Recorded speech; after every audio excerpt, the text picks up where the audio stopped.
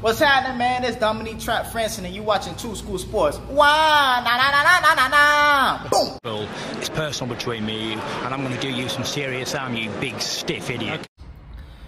The Untouchable True School Sports Empire proudly presents something the boxing games are missing. Hey, what's going on? It's your boy BT, and I came here to talk some boxing with the thousands of True School Sports subscribers. Now, getting into the middleweight division, Edgar Berlanga, one of New York's very own.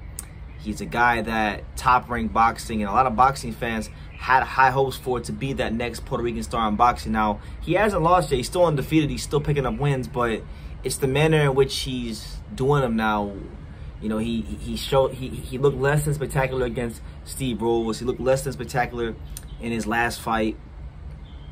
And, a lot of people are starting to question, and have been questioning for the last couple, 2-3 fights, that just how far could Edgar Berlanga go in the sport of boxing. Now, he's in a position now where I truly believe, he can no longer be fighting guys like Steve Rolls.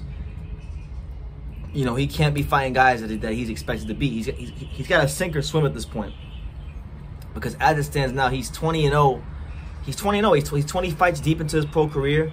He didn't look like that great in the Romero-Alexis Angulo fight, but his new coach trying to get him to box more. So he's still trying to, I feel like, take the things that made him the monster and now get some boxing skills to go along with it. So I'm not against him, but it's been reported by Dan Rafael, and I really like this news. I like this news a lot because it's been reported by Dan Rafael that supposedly Dan Rafael, he said he talked to Edgar Berlanga's manager, Keith Connolly, one of the best managers in boxing, and he chatted with him about some of the guys that Keith Connolly has under management, Edgar Berlanga being one of those guys.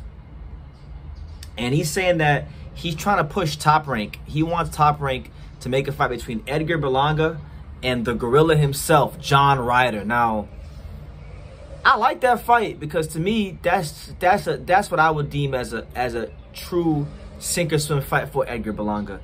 To me, and I've been saying this for a while, I think John Ryder is one of the most underrated 68 pounders in the world. To me, he beat Callum Smith. He should have been champion. He beat Daniel Jacobs pretty convincingly. I didn't think it was a close fight.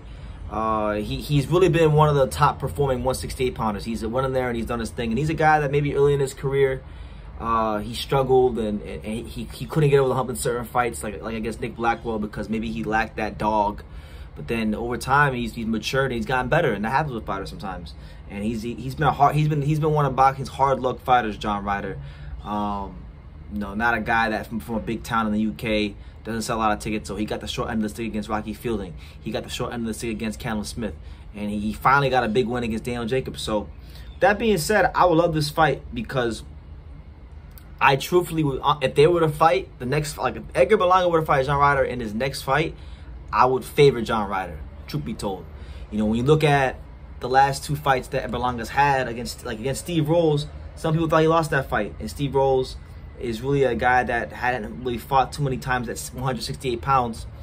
Outboxed from the outside in many spots of that fight. Romero Angulo seemed to make Edgar Berlanga a little bit uncomfortable in the pocket when he closed the gap on him.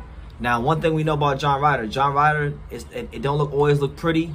It don't always look like the most aesthetically pleasing style in the world. But John Ryder is physically strong. John Ryder can punch. John Ryder has been in there with some of the best names in the 168 division. And he's a guy that, when we look at him, his stamina. The one thing that's elite about John Ryder more so than anything is his stamina, his work rate. He does not fade in the back half of fights. He knows how to conserve his energy and save it for the back half of fights. So this would be a fight to me if Top Rank makes that a 12-rounder. What they're telling me is that they are maybe not as sold on Berlanga as they once were, and that's a fight Berlanga could lose and lose in devastating fashion. Now, if it's a 10-rounder, then Top Rank may be trying to save Berlanga because, we've seen that with top-ranked prospects.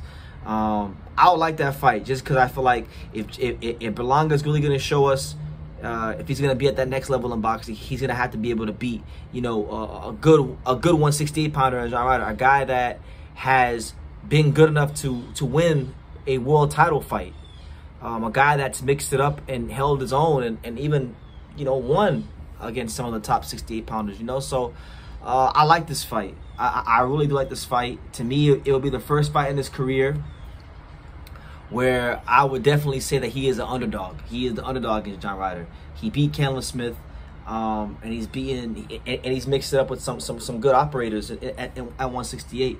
So yeah, man, I would love to see that fight, because we would see Berlanga conditioning tested. We would see his physical strength tested. We'd see his boxing skills tested. We'd see a lot of things in his overall fight game tested against John Ryder, because that's what John Ryder does.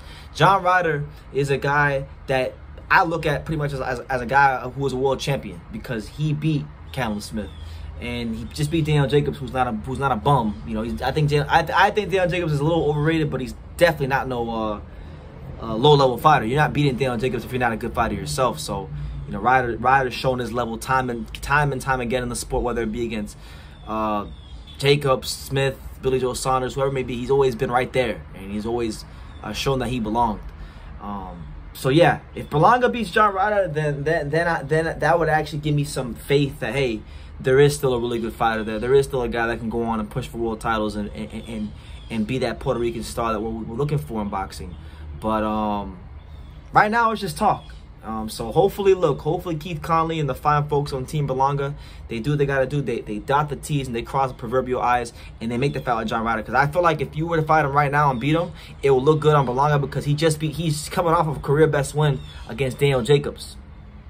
You know, on paper, he's coming off a career best win against Daniel Jacobs. So that would really look good if Berlanga fought him coming off that win, and then was to beat him, because then it would show, okay, he's now defeated a guy. Because right now, as it stands, if we're looking at rankings, right? If you want to look at boxing rankings and things like that, we know Ryder.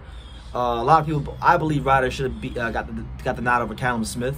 But we know Ryder's one of the top 10 to 15 best 168 pounders in the world. But if we look at right now, the 168 division, John Ryder is currently ranked 4th in the WBO. He's not ranked in the IBF. He's ranked number 2 in the WBA.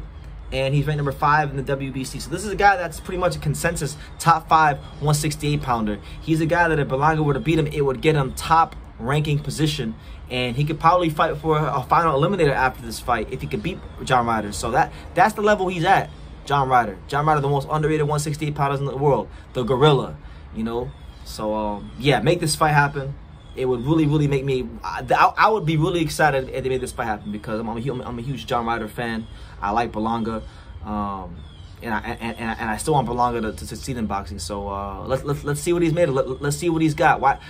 There's no sense of wasting any time. He's fought the Steve Rolls. He's fought the Angulos. Step him up some more and see if he can conquer John Ryder. And if he can, then you have something there. So yeah, let me know what you guys think. What do you guys think of Berlanga versus John Ryder? Who do you favor and why? And yeah, leave your comments down below. Make sure y'all take the time to subscribe. And like I say in every single one of these videos, you can love me or you can hate me, but I'm just a kid from Daniel. So until next time, take care, guys. Thank you for watching another video on True School Sports, the home of boxing. If you made it this far, do me a favor and do yourself a damn favor. Hit that subscribe button, and surely you will not be disappointed. You know, True School Sports bringing you the latest and greatest, the untouchable, you know, boxing content, interviews, news videos, breakdowns, live fight reaction extravaganza. We've got a great community of people here, boxing fans all over the world, from America to the UK to Australia, and on and on and on. So join the empire today. Hit that subscribe button. Take care and God.